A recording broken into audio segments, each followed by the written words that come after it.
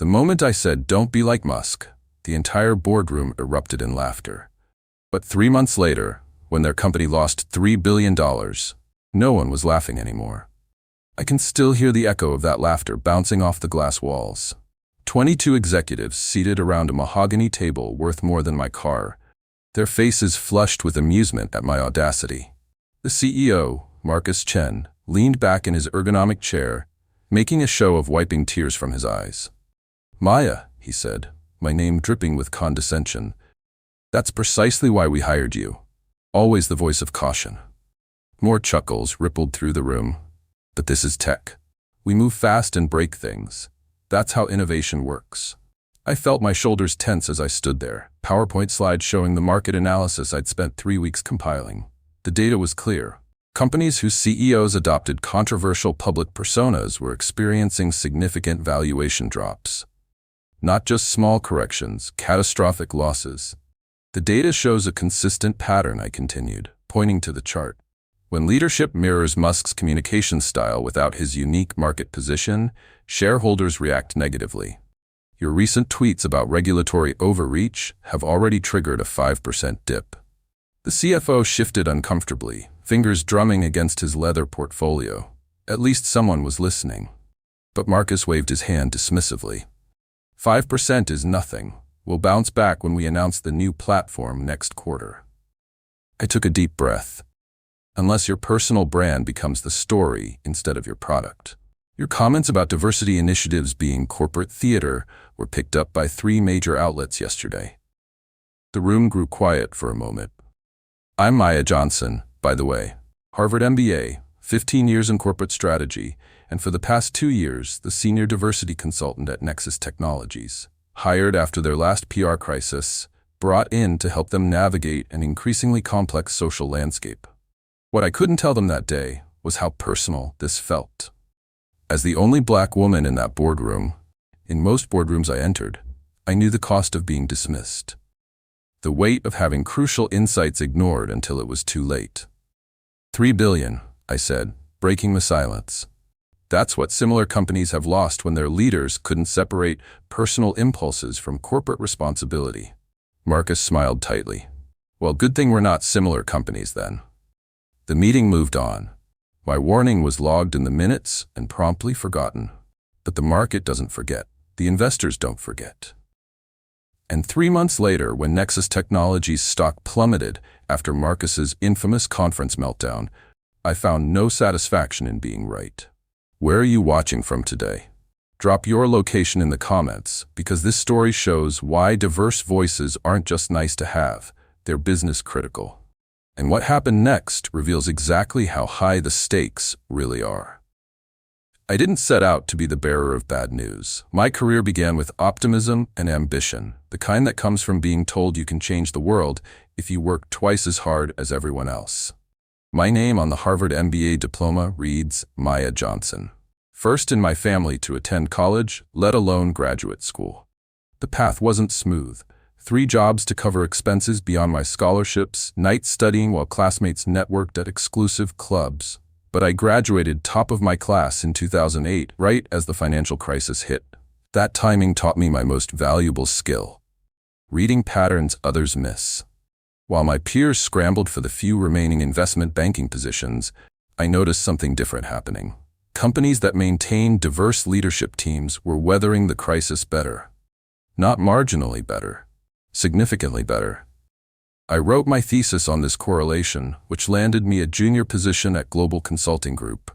There, I developed a framework for analyzing how public perception shapes market reactions, particularly how leadership behavior influences investor confidence.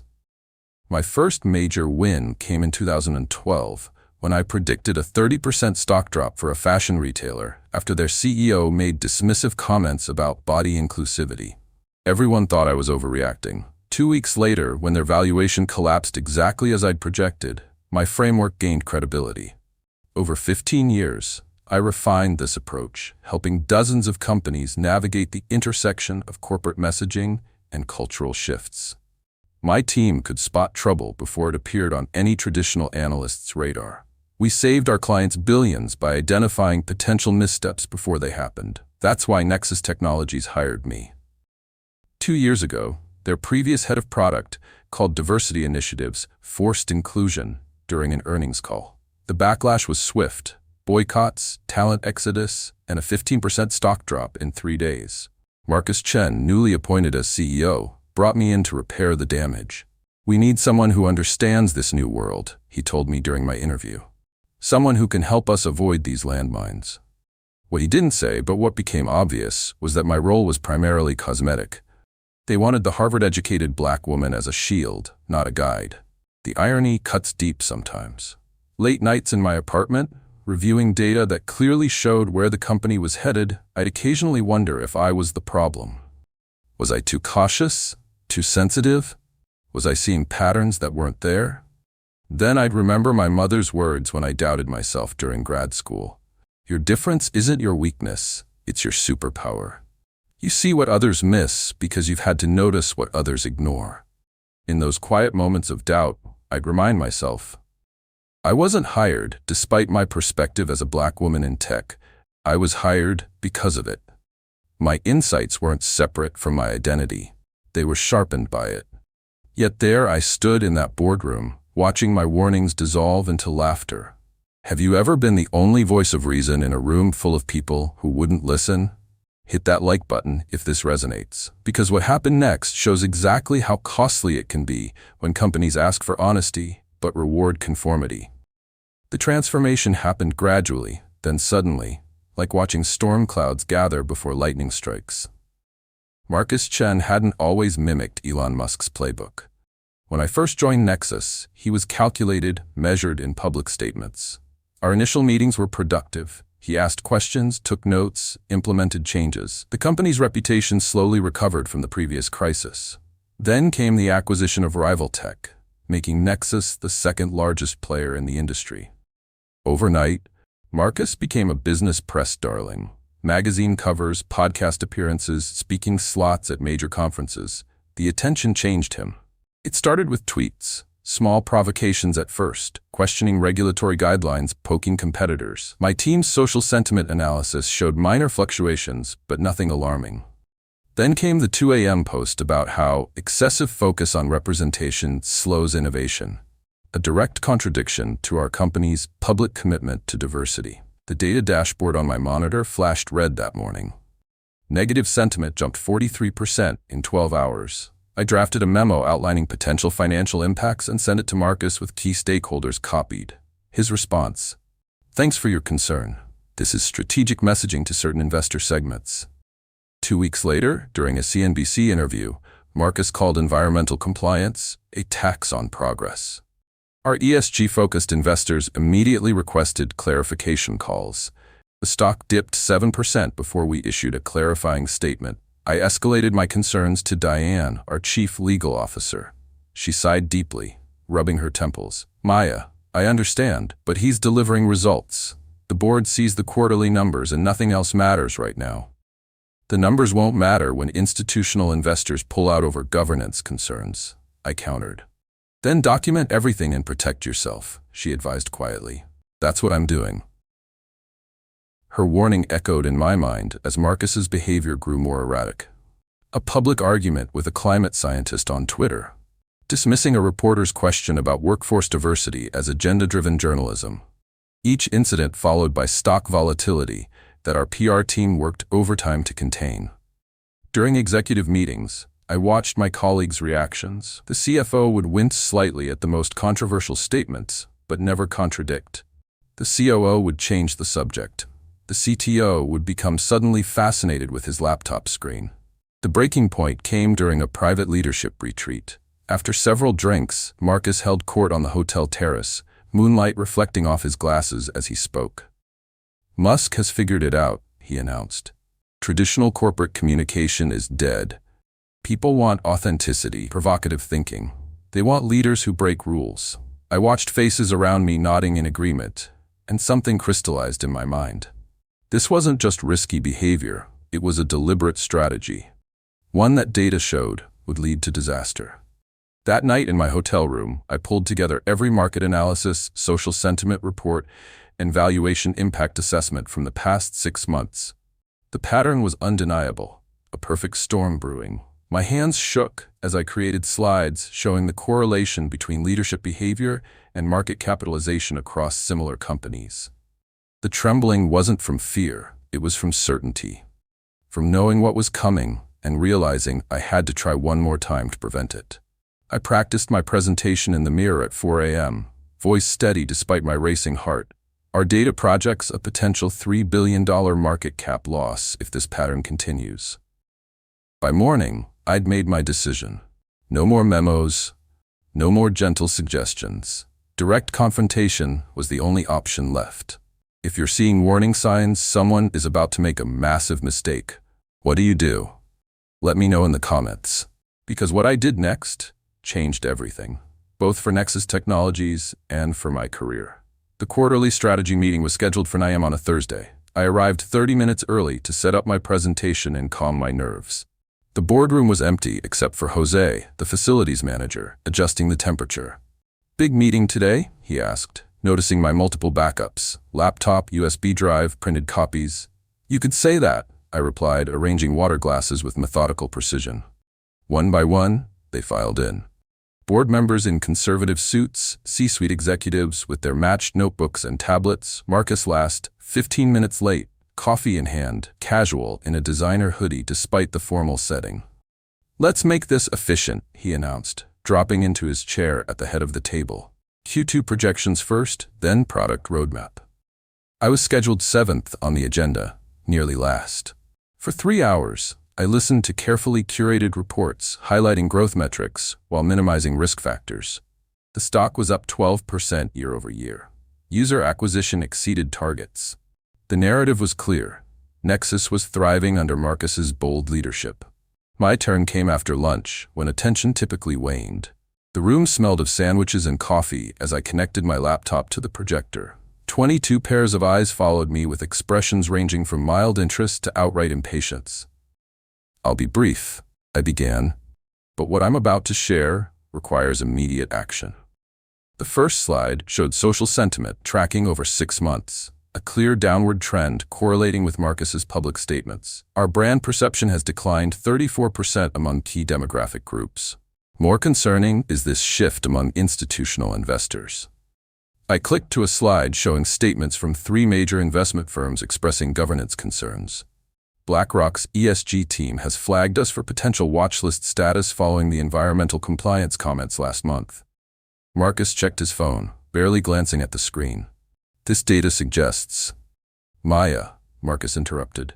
"We've been over this. Disruption creates short-term volatility. It's expected." I took a deep breath. This isn't about short-term volatility. Our analysis shows a consistent pattern across tech companies whose CEOs adopt controversial public personas without the market position to absorb the backlash. I displayed a comparison chart featuring 5 CEOs who had attempted similar communication strategies. Each line showed an initial rise, then a dramatic plunge. In each case, the market initially rewarded the perception of bold leadership, then punished the company when that boldness crossed into liability. The CFO leaned forward, suddenly alert. "These drops, they're significant. Average market cap loss of 22% within 3 months of the inflection point," I confirmed. "We passed our inflection point 2 weeks ago with the comments at the developer conference." Marcus laughed, short and sharp. "So your recommendation is what? That I become some bland corporate robot? That I stop being authentic?" "My recommendation is that you don't be like Musk." The words hung in the air for a moment before the laughter started. Marcus first, then spreading around the table like a wave. Not everyone joined. The CFO studied the chart with furrowed brows. The head of investor relations bit her lip, looking down. "Elon Musk is worth $200 billion, Marcus said when the laughter subsided. "I'll take that comparison as a compliment." "Musk built his companies from the ground up," I countered, my voice steady despite my racing heart. "He created revolutionary products in multiple industries. His personal brand is inseparable from his company's value proposition. None of that applies here." The room grew quiet. I had stepped over an invisible line. "What applies here," Marcus said coldly, "is that we're delivering record growth while you're worrying about tweets." My mind raced. Push harder or walk away? Every professional instinct said to back down, to preserve my position, to fight another day. But the data was undeniable. If the current trajectory continues, I said, meeting his gaze directly, Nexus faces a potential $3 billion market cap loss within the next quarter. That's not sentiment analysis, that's financial modeling based on comparable events. The silence was absolute. Then Marcus stood, straightening his hoodie. I think we've heard enough creative interpretations for one day. Let's move on to product roadmap. Just like that, I was dismissed. In the days that followed, meetings happened without my invitation. Conversations stopped when I approached. My reports went unacknowledged. I had become invisible, except to those who whispered support in empty hallways, quick words of agreement before hurrying away. Sometimes standing up for what's right feels impossible. If you've ever been Maya in this situation, subscribe because we need more stories like this. And what happened next proved exactly why these voices matter. 48 hours after our boardroom confrontation, Marcus posted at 1:13 a.m. Regulation stifles innovation. Companies that prioritize compliance over creativity deserve to fail. By market open, Nexus stock had dropped 3.2%. I watched it happen from my desk, isolated but alert. I'd created a tracking dashboard that monitored stock movement, social sentiment, and media coverage in real time. The data points moved exactly as my models had predicted. 3 days later, during the World Tech Summit in London, a reporter asked Marcus about emerging privacy concerns with our new platform. His response, "Users who want privacy shouldn't be online," hit Twitter before he'd even left the stage. By close of trading, we were down another 4.8%. I printed each daily report, filing them methodically in a folder labeled Forecast Validation. Not out of vindictiveness, but because documentation matters when systems fail. The real catalyst came on June 12th. Marcus appeared on Tech Talk, the industry's most watched interview program. What should have been a straightforward product discussion derailed when the host mentioned diversity in tech. "Look," Marcus said, leaning forward with visible irritation, "I'm tired of pretending. These diversity initiatives are performative nonsense pushed by people who can't compete on merit." My phone began buzzing immediately with texts from colleagues watching in horror. By morning, Boycott Nexus was trending. 3 major clients announced they were reconsidering their relationship with our platform. The stock opened down 11.4%. By noon, we'd lost 18.2%. I sat in my office, watching the numbers in red across my screen. No satisfaction in being right. Down the hall, chaos erupted. The investor relations team huddled in conference rooms, fielding calls from panicked shareholders. HR raced to draft statements. Legal pulled all-nighters reviewing contracts for breach clauses. A week after the interview, our 5 largest institutional investors demanded an emergency board call. I wasn't invited, but Diane texted me updates. They're asking for leadership changes. Marcus remained defiant. His response came via company-wide email. "Short-term market fluctuations won't deter our vision. Those lacking courage should reconsider their place here." 27 employees resigned that day alone. The Bloomberg headline on June 23rd captured it perfectly. Nexus CEO's Musk aspirations without Musk results. Stock plummets 31 cents. The Wall Street Journal analysis cut deeper. Chen's leadership crisis highlights the market premium on responsible governance. Without Musk's unique market position, imitators face severe consequences. By month's end, the damage reached my exact projection. $3.1 billion in market capitalization, gone. The stock had fallen from $142 to $87 in 18 days. Watching these numbers felt a complex knot of emotions. There's no joy in disaster, even when you've predicted it. No celebration in watching value evaporate. My forecast accuracy provided cold comfort against the knowledge of what this meant for thousands of people. Lisa from engineering stopped by my office after hours, eyes red from crying. "My stock options were going to pay for my mom's care facility," she whispered. "Now they're underwater." In the cafeteria, conversations centered on layoff fears. The retirement fund manager sent panicked updates as employee 401ks, heavily weighted in company stock, shed value daily. Marcus remained sequestered with his loyalists, emerging only for damage control media appearances that somehow made everything worse. Each attempted explanation dug the hole deeper. The board finally acted on July 2nd. An emergency Sunday meeting was called without Marcus's knowledge. By evening, the press release was drafted. Nexus Technologies announces leadership transition, effective immediately. I learned about it from the news alert on my phone while grocery shopping. Standing in the produce section, I watched our stock tick up 4% in after-hours trading on the announcement alone. The next morning, Diane appeared at my office door. "The board wants to see you," she said, her expression carefully neutral. "They're reviewing your reports from the past 6 months." "All of them?" I asked. "Every single one. Turns out they're very interested in forecasting now." As I gathered my materials, my phone lit up with a text from a former colleague at another tech firm. "Did you see? Marcus just posted that he was pushed out by risk-averse bureaucrats killing innovation. The board is furious." I closed my eyes briefly. Even now, he couldn't see it. Even now, he was accelerating his own fall. The true cost wasn't just billions in market value. It was Lisa's mother's care. It was families facing uncertainty. It was products that would never launch, innovations delayed, careers derailed, all because one man confused arrogance with vision. The board meeting lasted 5 hours. I presented every analysis, every warning, every ignored memo from the past 6 months. They listened in silence, faces grim as the full timeline unfolded. "Why didn't you push harder?" one director finally asked. "With respect," I replied, "I pushed as hard as I could without being fired. The question is why none of you listened." The room fell silent again. Truth has that effect sometimes. 2 weeks later, they announced my promotion to Chief Strategy Officer, tasked with leading the company's reputation recovery. The press release highlighted my proven foresight and invaluable market intelligence. Corporate language for "she was right all along." Marcus received a generous exit package on the condition of a non-disparagement agreement. The financial markets responded immediately. Our stock climbed 8% the day his departure was confirmed, another 12% when my appointment was announced. My first all-hands meeting as an executive was standing room only. Employees wanted reassurance, direction, hope. I gave them honesty instead. What happened wasn't just about one CEO's behavior, I told them. It was about a system that rewards confidence over competence, that treats certain voices as essential and others as optional.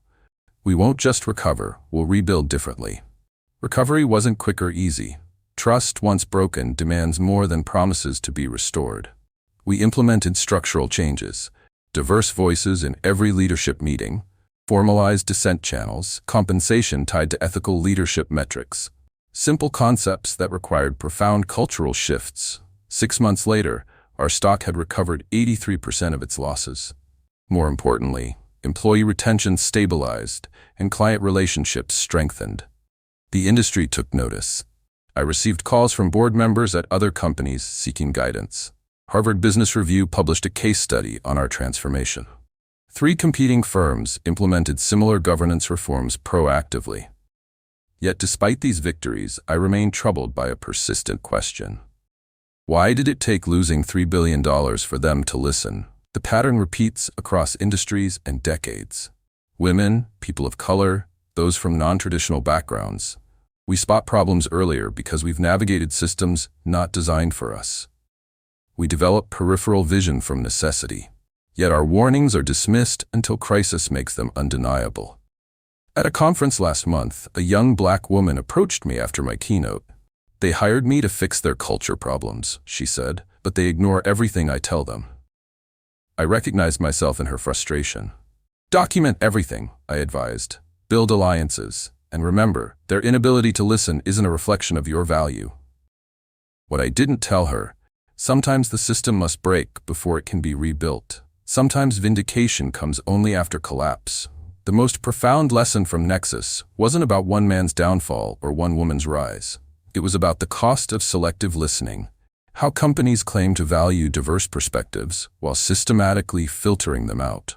Real change doesn't happen when companies add different faces to the room. It happens when they actually hear the voices that come with those faces, before the market forces them to listen. Maya's story isn't unique. It's happening in boardrooms everywhere. Which video should I cover next? Check out the playlist on screen for more stories of ignored wisdom that could have saved everything. Because in business, as in life, The most expensive words are often, "We should have listened."